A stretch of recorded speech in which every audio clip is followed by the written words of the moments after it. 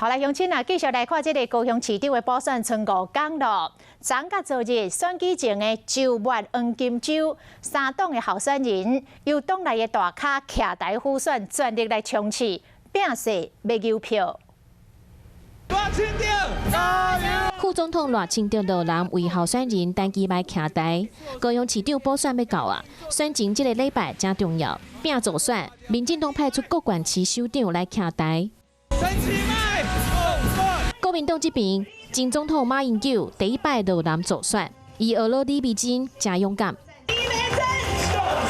和国民党、民进党比起来，民众党的主席郭文铁礼拜时阵嘛替5亿席助选，但是顶礼拜这场离市政府进前的活动，敢若看到台顶带一顶人，但是台下的支持者无够100人，差真多。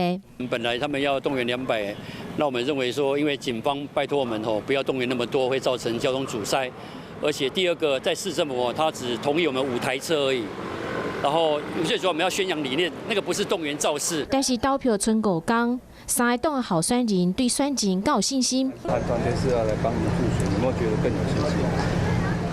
对，就是他们的团队非常的专业又清廉，所以一定要站出来跟贪腐集团来比一比。我们在很多的不管是市场啊，或者是扫街啊，都觉得很多的市民朋友。